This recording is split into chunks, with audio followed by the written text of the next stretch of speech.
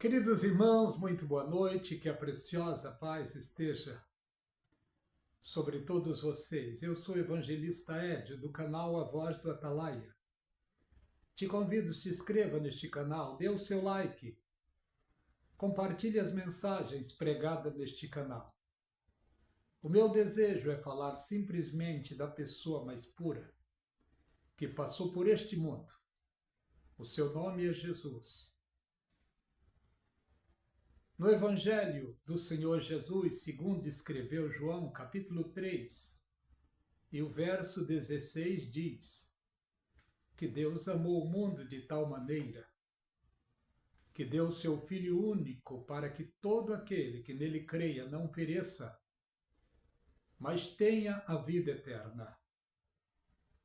O Senhor Jesus Cristo, na sua oração, em João capítulo 17, o verso 3, se não me falha a memória, ele disse: a vida eterna é esta, que te conheçam a ti só, por único Deus, e a Jesus Cristo a quem a enviaste. Para se chegar a Jesus tem protocolos espirituais. Nós não entendemos muito, mas o Espírito Santo, o trabalho dele é fazer o homem entender, porque ele veio para este mundo para convencer o homem do pecado, da justiça e do juízo. A Bíblia diz que o Senhor Jesus é o autor e consumador da nossa fé. O Espírito Santo está aqui para ajudar o ser humano a ter um encontro com o Senhor Jesus Cristo. Porque a Bíblia diz que a fé vem pelo ouvir. O dever de todos os seres humanos é ouvir a pregação da palavra. Mas nem todos dão credibilidade à palavra de Deus. Já está escrito no profeta Isaías, se eu não me engano, 43, que diz: quem deu crédito à nossa pregação? A quem se manifestou o braço forte do Senhor? É necessário ouvirmos a pregação da palavra, é necessário crermos.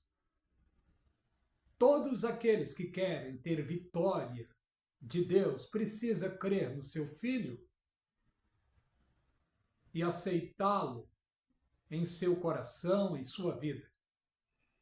No livro de Romanos, capítulo 10, 9 e 10, diz: se com a tua boca confessar e em teu coração acreditar que Deus ergueu Jesus dos mortos, será salvo. Porque com a boca que se confessa e com o coração que se acredita. No momento em que qualquer ser humano, aceitando a Jesus de todo o seu coração, os seus pecados são perdoados, o seu nome é escrito nos céus, no livro da vida. Você passa a viver uma nova vida diante de Deus. E a Bíblia diz que fazendo assim, passamos a ser herdeiro de Deus e co-herdeiro com Cristo. Isso é um grande mistério. Por isso é que se faz necessário pregar a palavra de Deus. Jesus Cristo disse: antes de subir aos céus, ele chamou os seus discípulos e disse a eles: ide por todo o mundo, pregai o evangelho a toda criatura. Quem acreditar e for batizado será salvo. Quem não acreditar será condenado. Essa é a grande realidade. Aqueles que acreditam alcançam a salvação. Aqueles que rejeitam vão para a perdição eterna. Jesus Cristo se manifestou neste mundo com vários objetivos, entre eles tirar o pecado do mundo, perdoar os seres humanos, porque a Bíblia diz que todos pecaram e destituídos estão da glória de Deus. Mas o ser humano, ele fica longe da glória de Deus só enquanto não tem um encontro real com Jesus Cristo. Quando o ser humano se encontra na realidade, pela fé, com o Senhor Jesus, a sua vida é mudada, a sua vida é transformada.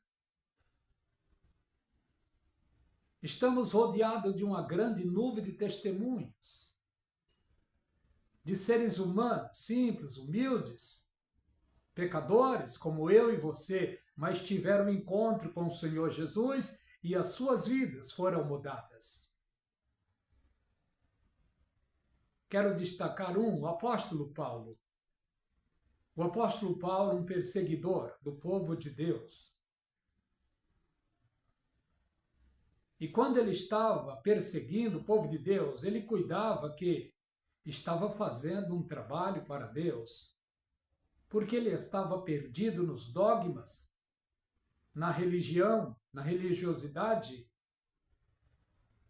E dogmas, religiosidade só escravizam o ser humano. Por isso é que se faz necessário o ser humano ter um encontro verdadeiro com o Senhor Jesus Cristo. E o ser humano só pode fazer isso pela fé.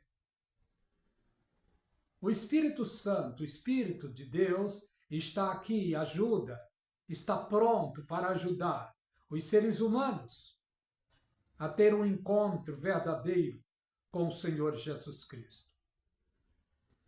Porque a Bíblia diz que o Espírito Santo veio a este mundo para convencer o homem do pecado, da justiça e do juízo. Jesus Cristo é digno da nossa fé, da nossa confiança, porque ele foi o grande presente que Deus enviou a este mundo com promessa. Todo aquele que nele crê não pereça, mas tenha a vida eterna. Isaías profetizou sobre a chegada dele neste mundo. Isaías 7,14 diz: Eis que uma virgem conceberá e dará luz a um filho, e o seu nome será Emanuel, que traduzido significa Deus conosco. Isso aconteceu há 2000 anos atrás. Maria e José estavam casados, ela estava no seu quarto, o anjo Gabriel chegou a ela e disse para ela: Salve, agraciada, e ela se assustou.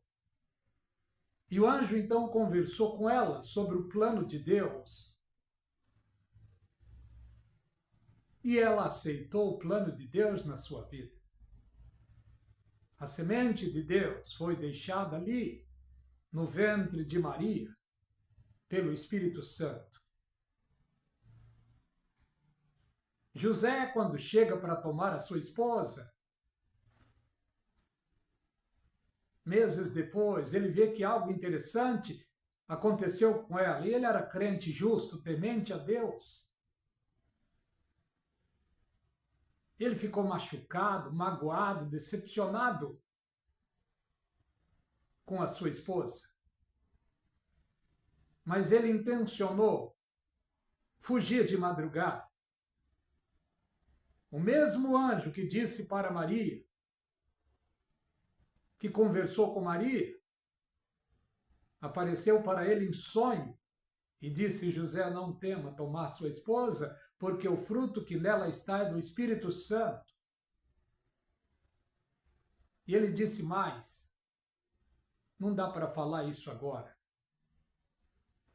Ele era crente, justo, temente a Deus. Ele então se achegou à sua esposa e abraçou, certamente conversou com ela. E a Bíblia diz que ele não teve relacionamento com ela até que se cumpriu os dias. Isso está lá no livro de Mateus, capítulo 1, versículo 18 em diante. Mas vejamos chegou o dia do nascimento desta criança. Exatamente uma época de festa. Chegar em Belém da Judéia, parece que atrasado, as casas, os hotéis, as pousadas já estavam cheias, abarrotadas. Mas alguém, certamente, usado por Deus, chegou naquele casal e disse: eu tenho um lugarzinho simples, humilde. E eles foram lá neste lugar, e esse lugar era uma estrebaria. Não tinha outro lugar, o lugar era esse mesmo. Tem um provérbio no nosso meio que diz que Deus escreve certo por linhas tortas, é mistério. Não entendemos todos os mistérios de Deus. Acredito que aquela estrebaria era um tipo do coração do ser humano. Porque Jesus, quando nasce no coração de um ser humano, o coração não é perfeito. Muitos corações é cheio de mágoa, de ódio, de rancor, de pecado, de vícios, de vaidades. Mas quando o Senhor Jesus Cristo nasce na vida, no coração de um ser humano, ele traz mudanças. Foi isso que aconteceu na minha vida e certamente na tua vida também. Por isso o próprio Senhor Jesus chegou a dizer: se o Filho do Homem vos libertar verdadeiramente, sereis livres. Hoje tem milhões de servos e servas de Deus, transformados, salvos. Perfeito ainda não, mas transformados, salvos por Jesus Cristo. Porque a Bíblia diz que o mediador entre Deus e o homem é Jesus Cristo. Meu amigo, minha amiga, você que ainda não teve um encontro com o Senhor Jesus, essa é a grande oportunidade. Nós estamos em tempos difíceis, em tempos trabalhosos, instabilidade na área social, econômica e política. E por que não dizer também na área espiritual? Porque o que está crescendo hoje, nos nossos dias, é os falsos profetas. Mas tem profetas verdadeiros ainda hoje. E quem são os profetas verdadeiros de hoje? São aqueles que pregam a simples e pura palavra de Deus. São aqueles que pregam a simplicidade do Evangelho de Cristo.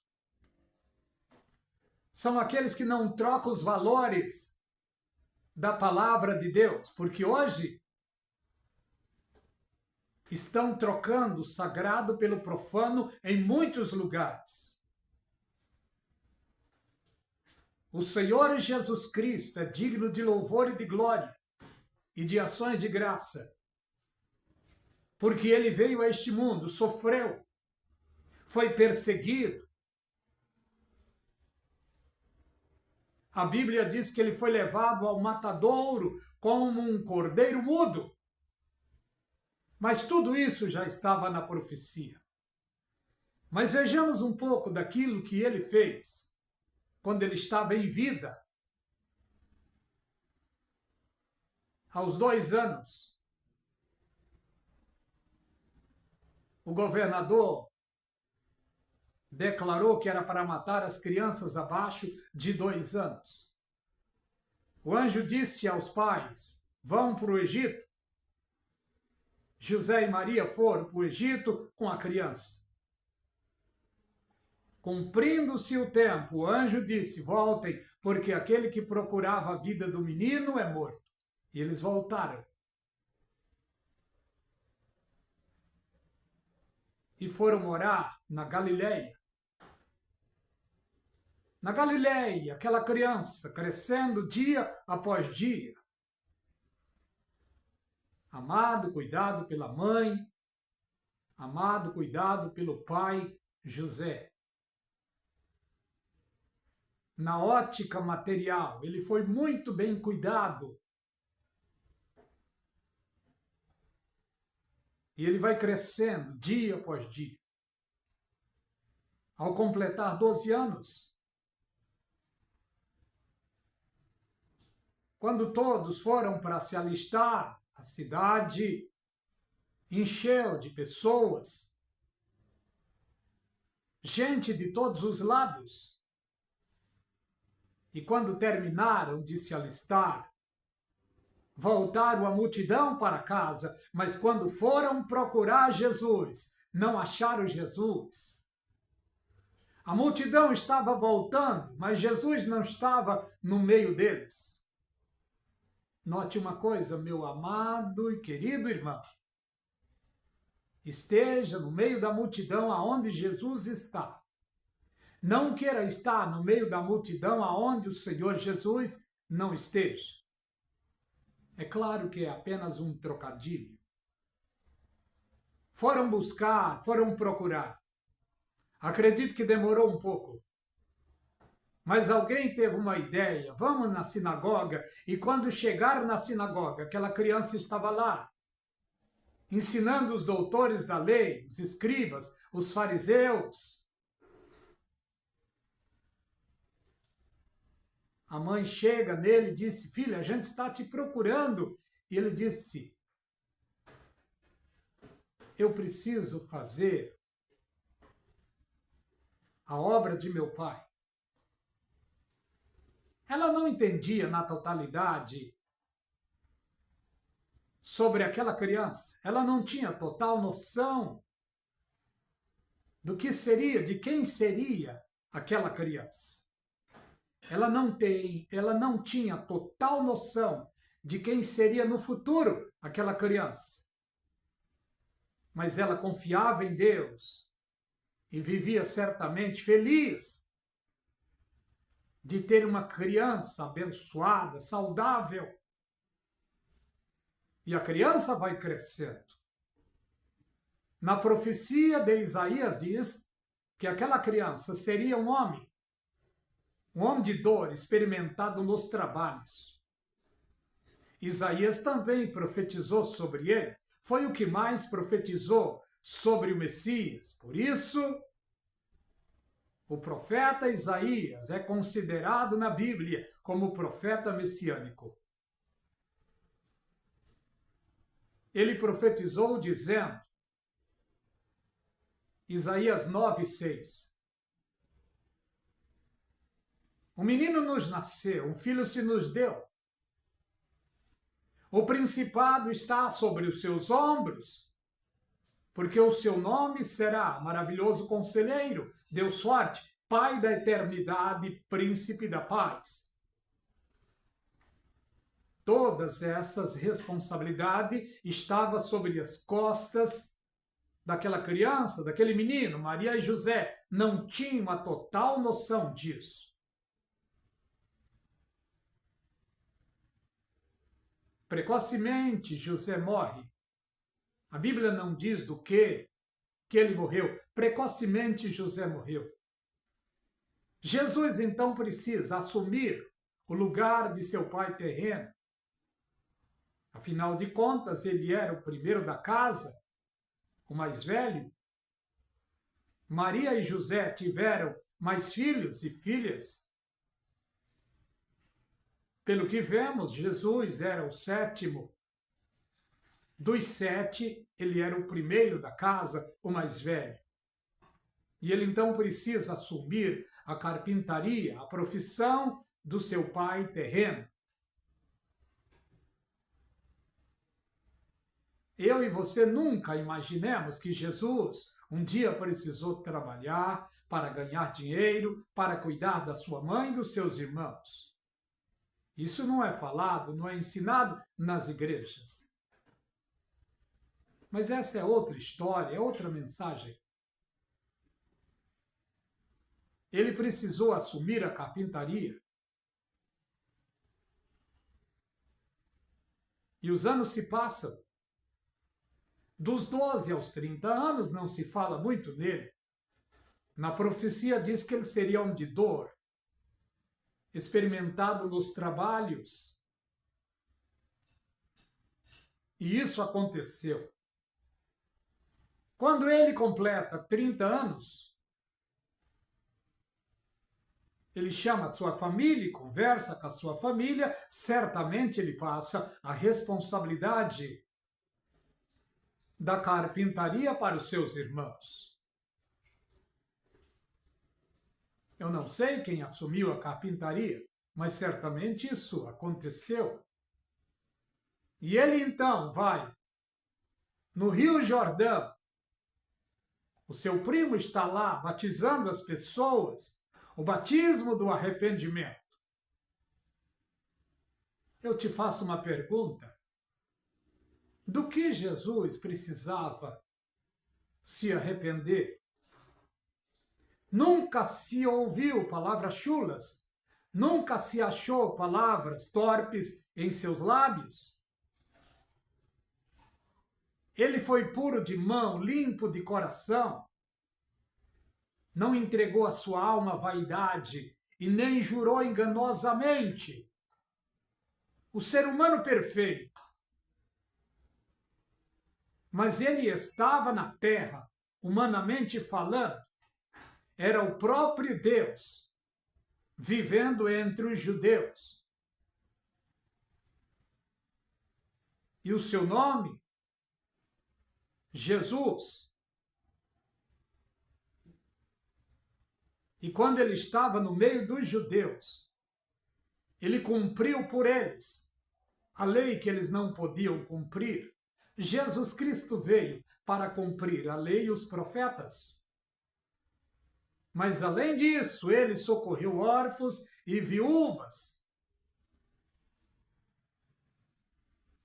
Disseminou o amor, a misericórdia e o perdão. E operou milagres e maravilhas.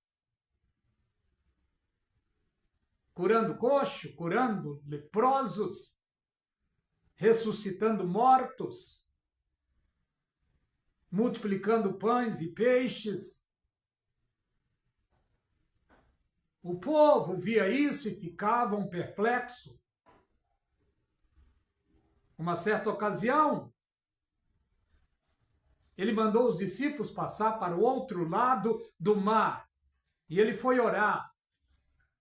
E quando ele chega, não tinha nem um barquinho ali. E ele então, querendo estar com os seus discípulos, ele começa a andar sobre as águas do mar da Galileia. Perto da quarta vigília da noite, perto do barco, quando viram alguém em cima das águas, logo gritaram. Eu gritaria também, talvez você também. E Jesus logo disse, não temam, sou eu. Um corajoso lá disse, Senhor, se é o Senhor, manda eu ter contigo por cima das águas. Pedro, o corajoso. Jesus Cristo disse, vem. Ele então foi, pisou sobre as águas e começou a andar sobre elas. Ele estava olhando para Jesus, fazendo a coisa certa. Mesmo olhando para Jesus, fazendo a coisa certa, os ventos contrários sopraram sobre a sua vida. Isso acontece conosco hoje. Mesmo estando bem, fazendo a coisa certa, servindo a Deus, muitas vezes as lutas, as perseguições, os embates da vida vêm para nos desestabelecer. Mas olha o que o Senhor Jesus Cristo disse para Pedro. Quando Pedro disse, Pedro começou a afundar e Pedro logo disse, Pedro logo disse: Senhor, tem misericórdia. E Jesus Cristo logo o socorreu.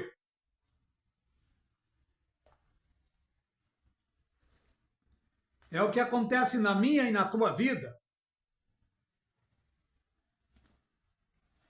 Muitas vezes tosquenejamos, fracassamos, mas pedimos graça e misericórdia e Ele nos socorre. E Ele está pronto a nos socorrer em todos os momentos. Por isso não desistimos dele e nem da sua palavra. Ele colocou em prova os seus discípulos em uma certa ocasião. O Senhor Jesus estava sendo seguido por uma multidão. Em uma certa ocasião, ele deu uma palavra doutrinária, dizendo: aquele que não come da minha carne e não bebe do meu sangue, não tem parte comigo. O pessoal não entenderam e foram saindo um após o outro. Ficou poucas pessoas. Os discípulos chegaram. Senhor, o Senhor foi muito duro. Pega leve. Jesus Cristo disse: vocês também não quereis ir?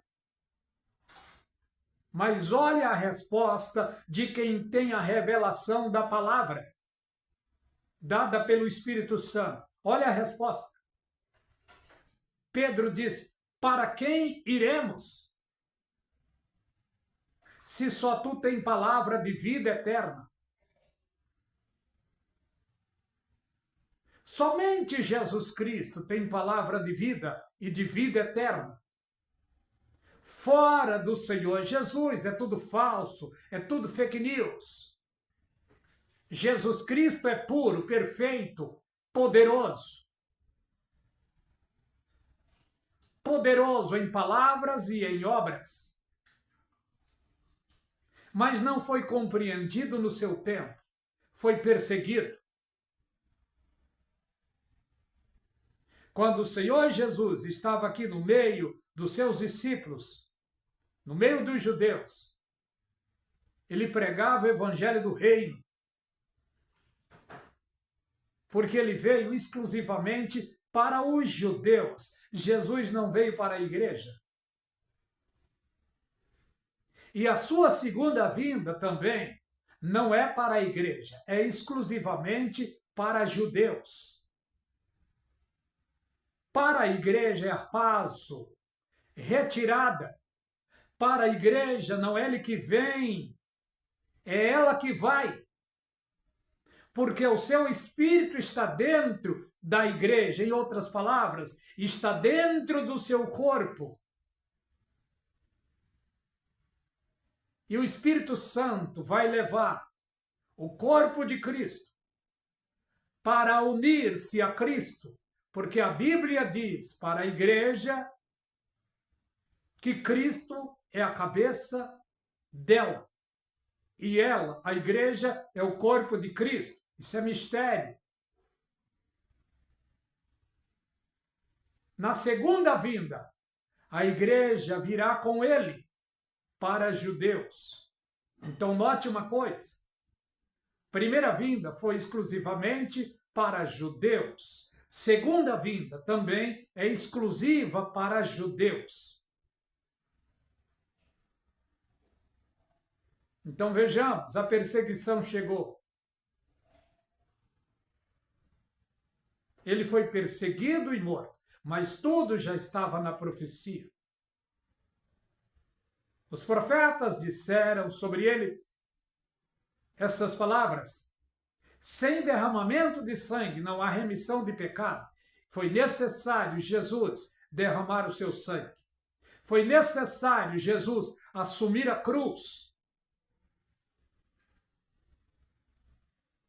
A cruz é a ponte que o Senhor Jesus Cristo fez entre Deus e a humanidade. Em outras palavras, Jesus Cristo é o próprio elo que pode ligar o ser humano perdido com Deus. Então vejamos, ele foi perseguido e morto. Mas ao terceiro dia ele ressuscita. E ele ressuscitou poderoso. Ele chegou a dizer, depois de ressuscitado aos seus discípulos, é-me dado todo o poder nos céus e na terra. Então vejamos uma coisa. Na primeira vinda ele veio tipificando um cordeiro manso, humilde, perdoador, cheio de amor, socorrendo órfãos e viúva, socorrendo os pobres, perdoando, curando, libertando, operando milagres e maravilhas.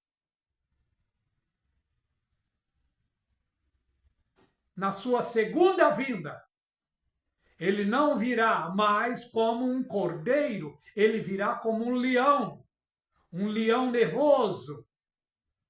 Na primeira vinda, ele veio para dar vida. Ele chegou a dizer para o povo, e não quereis vir a mim para ter vida? Para o povo judeu, em especial os estudiosos. Quando ele disse, vocês examinam as Escrituras, e vocês querem ter nelas a vida eterna, mas não quereis vir a mim para ter vida?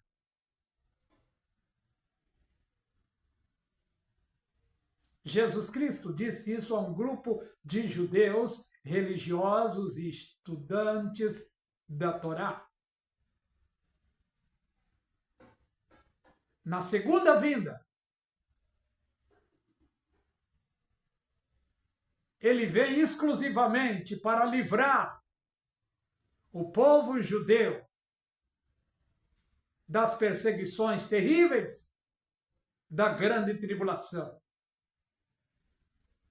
Ele vem para salvar os justos que na sua ignorância o mataram, o perseguiram. Não eles, é claro, o remanescente.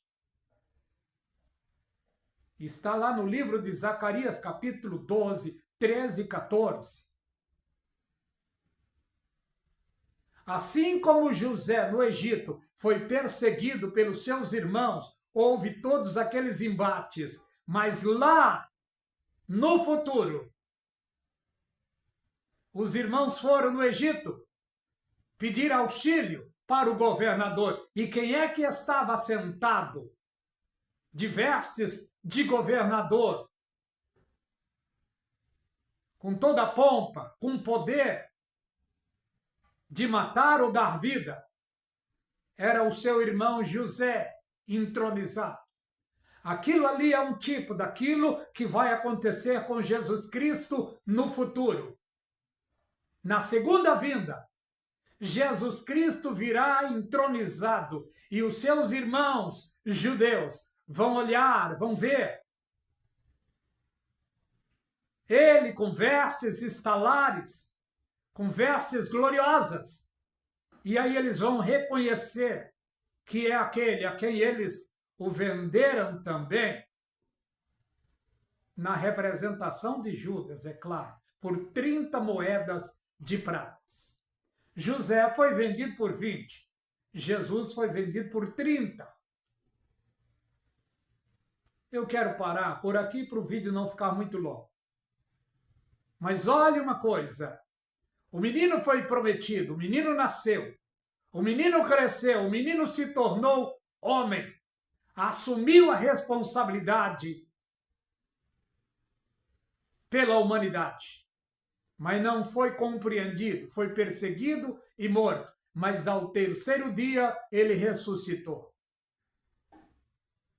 E aonde ele está hoje? Pessoalmente, ele está assentado no mais alto e terrível trono. E de lá ele tem o domínio de todas as coisas nas suas mãos. Parece que não, mas tem. Porque ele é Rei dos reis e Senhor dos senhores. A ele a glória, agora e para toda a eternidade. E antes da sua vinda pessoal na terra, ele vai arrebatar a sua igreja. Querido irmão, querida irmã, servos e servas de Deus, vamos pedir mais graça e misericórdia. Vamos pedir ao Senhor Jesus que nos conserve em sua graça e em sua unção preciosa e pura, porque o arrebatamento está para chegar. Que a graça e a paz da parte de Deus seja de maneira abundante sobre todos vocês. Deus os abençoe.